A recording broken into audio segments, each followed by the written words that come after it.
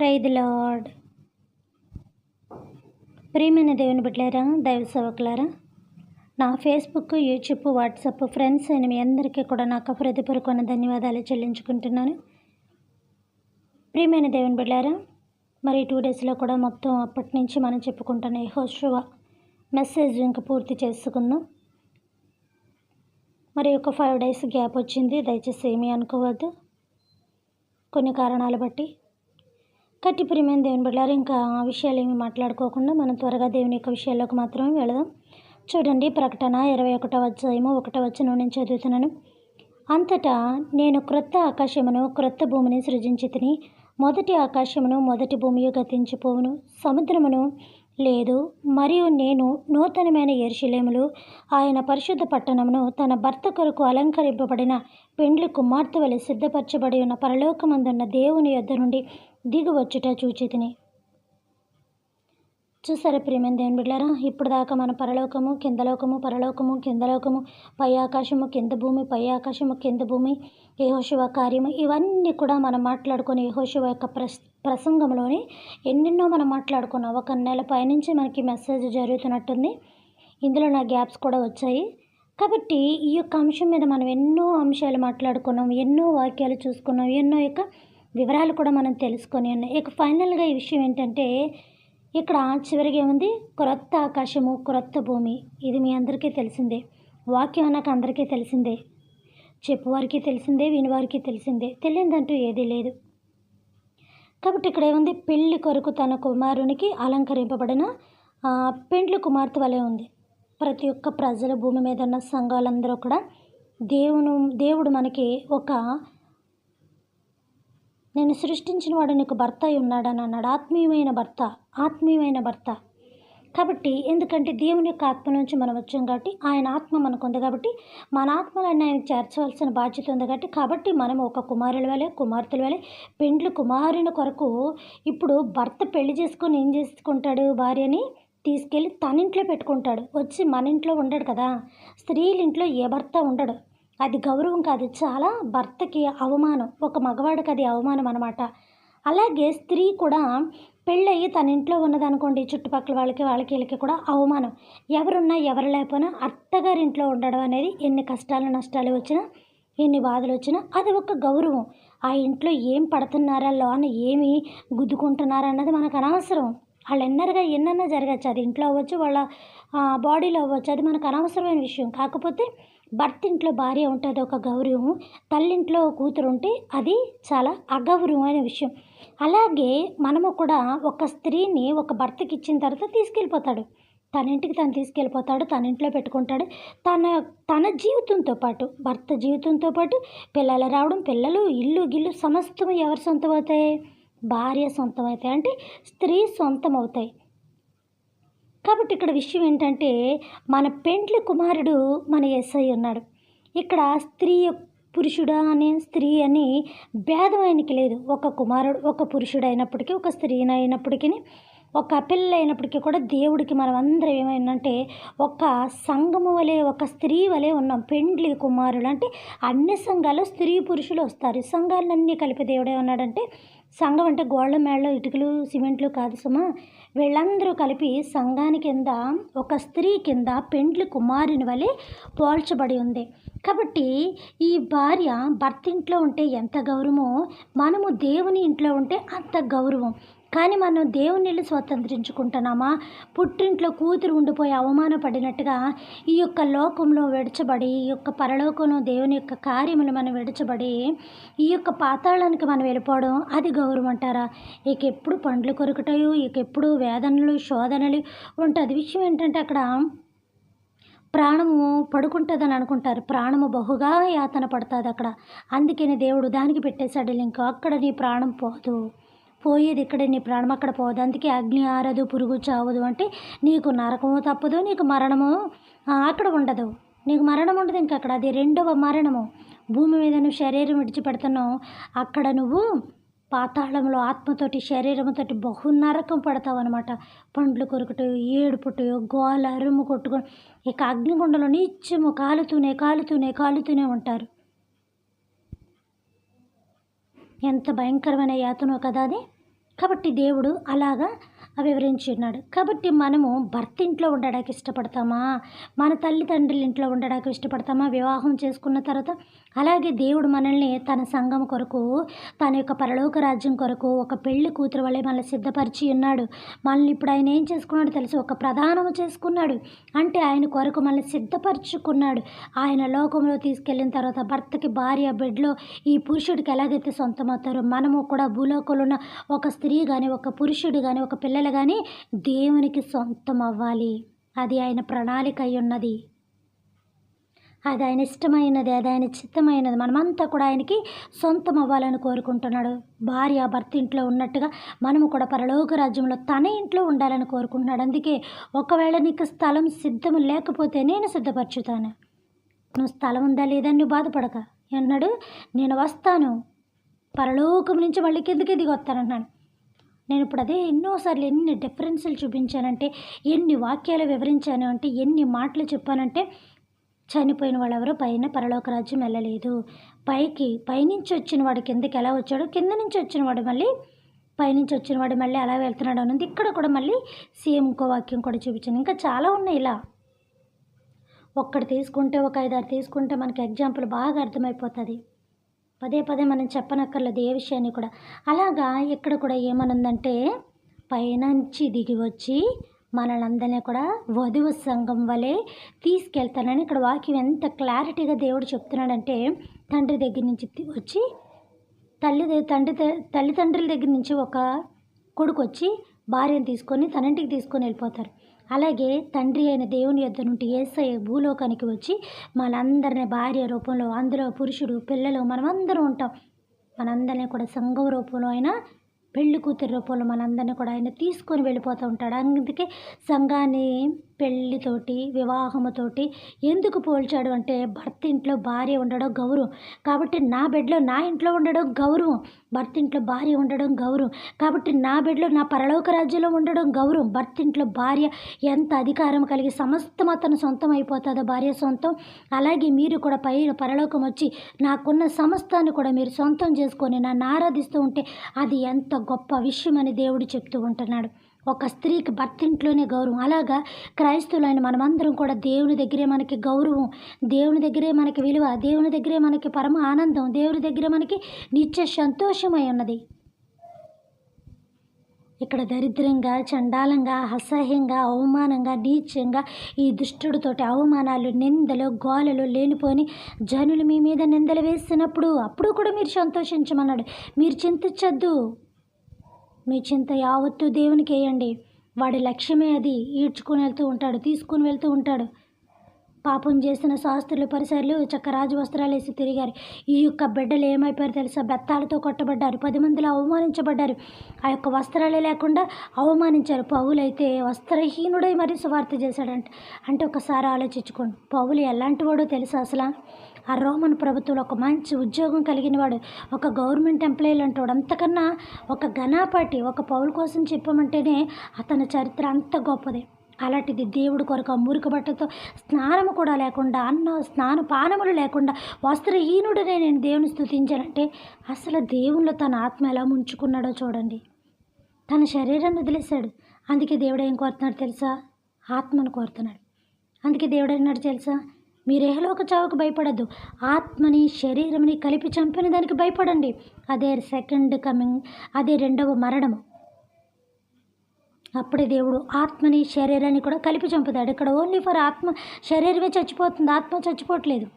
ఆత్మని దేవుడు తీసుకెళ్ళిన తర్వాత ఫైనల్గా జడ్జిమెంట్ అయిపోయిన తర్వాత అప్పుడు అగ్నిగుండం వేసిన తర్వాత మన ఆత్మ చావదు, మనము చావము, నిత్యము కాలుతూనే ఉంటాం. ఇప్పుడంటే కరెంటు ట్రైన్లు వచ్చేస్తాయి. అప్పుడు చూడండి ఆ బొగ్గులతోటి ట్రైన్లు నడిపిస్తూ దాన్ని బాగా రంజిపెడుతూ ఉండేవారు. ఆ బొగ్గులు పెద్ద పెద్ద బొగ్గులు వేసి రంజిపెడుతూ ఉండేవారు. మనం చిన్నప్పుడు మనం అన్నీ ఇలాంటివి చూసినాయే కదా. పెద్దగా ఏదో ఎక్కడ ఎలా ఉంటుంది చిత్రం, ఈ యొక్క పోలిక ఎలా ఉంటుందని మనం ఊహించుకోకర్లేదు. మన ముందు జరుగుతూనే మనం చూసి ఒక్కసారి అలా జ్ఞాపకి తెచ్చుకున్నామంటే, గుర్తుకి తెచ్చుకున్నామంటే ఆహా ఎలా ఉందని అనుకోవచ్చు.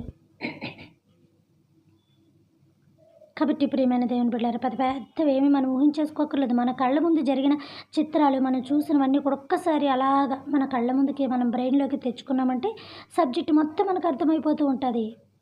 కాబట్టి ప్రియమైన దేవుని బిడ్డలారా, గుర్తుపెట్టుకోండి, మనం దేవుని కొరకు సిద్ధపడి ఉండాలి, అలంకరింపబడి ఉండాలి. నేను వస్తున్నానని ఇక్కడ ఉంది కదా, కొత్త ఆకాశము, కొత్త భూమి మన కోసమే సిద్ధపడింది. మళ్ళీ ఇక్కడ ఇంకోటి ఏం చూపించాను, ఆయన తన తండ్రి దగ్గర నుంచి కిందకి దిగి వస్తున్నాడు. చచ్చిపోయిన వాళ్ళందరూ పైకి వెళ్ళిపోతే ఆయన కిందకి రావాల్సిన అవసరం ఏముందర్రా? ఒకసారి అర్థం చేసుకోండి, అక్కడ చిన్న లాజిక్ అర్థమైపోతుంది కదా మనకి. అందరూ ఇప్పుడు నేను భూలోకంలోనే ఉన్నాను, భూలోకంలోంచి భూలోకంలోనే తిరుగుతున్నాను, ఎవరి దగ్గరికి వెళ్ళినా అంత భూలోకంలోనే నేను సంచరిస్తున్నాను. ఒక కాకిలాగేదో ఏ ప్రార్థననో అక్కడనో ఇక్కడనో ఎక్కడో తిప్పలు పడుతూ ఎక్కడికెక్కడికో పోతూ ఉంటాం మనం. మనకుండే ప్రాబ్లమ్స్ బట్టి ఇవన్నీ ఎక్కడ జరుగుతున్నాయి, భూలోకంలోనే జరుగుతాయి. ఎందుకంటే మన భూలోక వాసులము, భూలోకంలో ఉన్నవారము, భూలోక మనుషులం గట్టి. ఆయన పైన ఉన్నవాడు, పరలోకంలో ఉన్నవాడు, పరలోకంలో తిరుగుతున్నాడు, పరలోక రాజ్యం అయింది. నువ్వు పైకి వెళ్ళాలంటే ఎంత కష్టమో, ఆయన కిందకి రావాలంటే కష్టం ఉండదు. కానీ నీకోసం ఆయన వస్తున్నాడు, నీకోసం ఆయన వస్తున్నాడు. ఇప్పుడు పైన మనం ఉంటే కిందకి ఎందుకు వస్తాడు ఆయన? పై కార్యాలన్నీ పై పైనే చూసుకుంటాడు కదా, కిందకి రావాల్సిన అవసరం లేదు కదా. అలాగే ప్రియమైన దేవుని బిడ్డలారా, నేను పైన ఉండి నాకు పనులన్నీ, నాకు నా ఇంట్లో పనులుండి, నా ఇంట్లో అంత కార్యక్రమం ఉంటే, నా ఇంట్లో అన్నీ నేను మంచి హడావిడిగా ఉండి మంచి కార్యక్రమాలు బట్టి నేను ఉన్నాను అనుకోండి, పదే పదే నేను వాళ్ళతో వీళ్ళతో వెళ్ళి అక్కడెక్కడ కబుర్లు ఆడుతూ ఆ మేళ మీద ఈ మేళ వచ్చేసి నా ఇంట్లో పని ఎవరు చేసి పెడతారు నాకు? నేను ఒకళ్ళ చేత చేయించుకున్నప్పటికీ కూడా వాళ్ళని లీడ్ చేసేది నేనే కదా, వాళ్ళతో చేయించాల్సింది నేనే కదా, వాళ్ళకి ఎలాగా చెయ్యాలని గైడెన్స్ ఇచ్చేది నేనే కదా.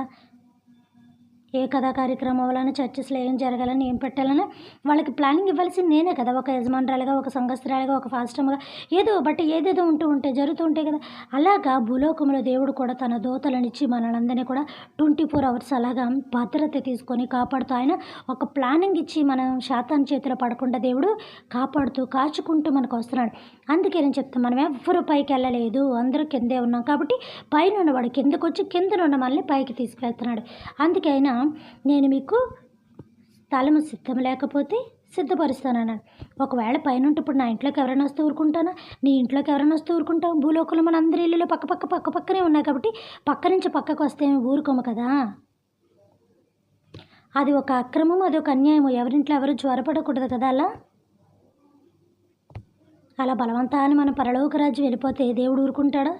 బలవంతాన పరలోక రాజ్యం స్వతంత్రించుకున్నారన్న మాట ఒక చోట ఉంది, కానీ అది ఆ మాట వేరు, దాని యొక్క భావం వేరు. చెదకొట్టి తొక్క తీసేస్తాడు ఆయన. పరలోక రాజ్యంలోకి ఎవరు వెళ్ళిపోతాం బలవంతంగాను? ఆ మాట యొక్క బలవంతం వేరు, అర్థం వేరు. కాబట్టి మనం ఏ మెసేజ్లన్నీ చూసేసాం, వినేసాం. మళ్ళీ ఇంకోసారి చివరిగా చేసింది ఏంటంటే, ఆయన పైన తండ్రి దగ్గర నుంచి కిందకి మన దగ్గరికి వస్తున్నాడు. ఎందుకంటే మనమంతా కూడా వధువులాగా సిద్ధపడి ఉన్నాం. పెళ్లి కూతురిని సిద్ధం చేస్తారు, పెళ్లి కొడుకు రాగానే వివాహం చేసి తన భర్తకి తన భార్యని అప్పచెప్పేస్తారు. అలాగే మనం కూడా ఇక్కడ దేవుని కొరకు సిద్ధపడిపోయి రెడీగా ఉంటే, అందులో మనం అందరూ ఎలా ఉండాలి తెలుసా? పాడైపోయిన 5 కన్యకలలా కాదు, బాగుపడ్డ 5 కన్యకలాగా, సిద్ధపడ్డ కన్యకలని దేవుడు ఎందుకు ఉదాహరణ ఇచ్చాడో తెలుసా? ఎందుకు ఉపమానాలు చెప్పాడో తెలుసా? ఎందుకు కథలు వివరించాడో తెలుసా? ఇలాగా మీరు సిద్ధపడి ఉన్నారా, సిద్ధపడి లేరా? గొర్రెలలాగా సిద్ధపడి ఉన్నారా, మేకలలాగా పాపాత్ములై ఉన్నారా? ఎన్ని ఉదాహరణలు దేవుడు మనకి చెప్పాలి? ఇవన్నీ తెలిసినవి ఇక మళ్ళీ చెప్పుకోవాల్సిన అవసరం లేదు. కానీ ఒక్క టైంలో అట్లనే రిపీట్ చేసుకోక తప్పదు. అలాగా ఈరోజు నువ్వు దేవుని కొరకు పైకి వెళ్ళడానికి సిద్ధంగా ఉన్నావా? కింద ఇంకా ఇప్పుడున్న మధ్య ప్లేస్ కాకుండా ఇంకా కిందకి దిగజారిపోవడానికి, పాతాళంలోకి వెళ్ళిపోవడానికి నిన్ను పిలవడానికి అది సిద్ధంగా ఉంది. శాతాన్ నిన్ను పిలవడానికి ఆయన సిద్ధంగా ఉన్నాడు. పరలోకంలో అటు ఇటు కాని స్థితిలో ముందుకెళ్తే నువ్వు, వెనక్కి గొయ్య అంటారు చూసారా? అలాగా పైనుంచి దినమెల్ల చేతులు చెప్పుకొని నా దగ్గరికి రమ్మని ఆయన చూస్తున్నాడు. నా బంగారు తల్లి, కింద ఇంకా బాగుంటుందమ్మా. 6 కాలాలు, 3 కాలాలు చలి, 3 కాలాలు వర్షం, పైన ఏం పడతావు? కిందకు వచ్చి వెచ్చగా ఉంటుందని అంటాడు ఆయన. కాబట్టి కింద ఉన్న ఈ శాతాన్ని దగ్గరికి వెళ్తావు, పైన పరలోకంలో ఉన్న దేవుడి దగ్గరికి వెళ్తావు. ఏది కావాలో ఎంచుకోవాల్సిన బాధ్యత నీదే. కానీ మనమంతా కూడా దేవుని కొరకు సిద్ధపడవలసిన అవసరం మనకున్నది. మళ్ళీ చెప్తున్నాను, ఆయన పైనుంచి దిగి వస్తున్నాడు. మనం ఒక సంఘం వలె, ఒక భర్త కొరకు అలంకరింపబడిన సంఘం వలె మనం అందరూ కూడా సిద్ధపడి ఉండాలని నేను మీకు మనవి చేస్తున్నాను. ఆయన కొత్త ఆకాశమును, క్రొత్త భూమిని మన కొరకు సిద్ధపరిచి ఉంచాడు. దాన్ని స్వతంత్రించుకోవడం కొరకు మాత్రమే ఉండాలి. అందుకే ఉన్నాడు ఆయన, నీ పరుగు ఆపద్దు, నీ జీవితం ఎలా ఉన్నా నీ మీదకి నిందలే రాని, నిప్పులే పడని, నువ్వు అగ్గైపోతావో బుగ్గైపోతావో నాకు అనవసరం, నేనంటే జరగనే. నిప్పులు తొక్కుకొని దాటి వెళ్ళాలి దేవుని సువార్త అంటే. జరగనివి రావచ్చు, అనుకోనివి పడవచ్చు, ఏదేదో ఉండొచ్చు. ఒకసారి నువ్వు చచ్చిపోయే మాటలు కూడా పడవలసి వస్తుంది.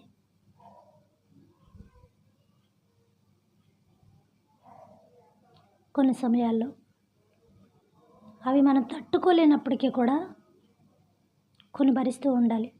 దేవుడు మన మీద పెట్టిన బాధ్యత త్వరగా పూర్తి చేసుకోవాలి, చాలా త్వరగా పూర్తి చేసేయాలి. ఎందుకంటే ఏ క్షణం ఆయన పిలుస్తాడో తెలియదు, ఏ క్షణం శాతాన్ని లాగేస్తాడో తెలియదు. దేవుడు ఒక రీతిగా తీసుకెళ్తాడు, శాతాన్ని ఎప్పుడు ఎక్కడ మింగేద్దామని అది చూస్తూ ఉంటుంది. కాబట్టి రెండు విధాలా మనకి మరణము పొంచి ఉన్నది. కాబట్టి నీకున్న సమయాన్ని చాలా త్వరగా వాడేసుకో, చాలా త్వరగా ఉపయోగించేసుకో.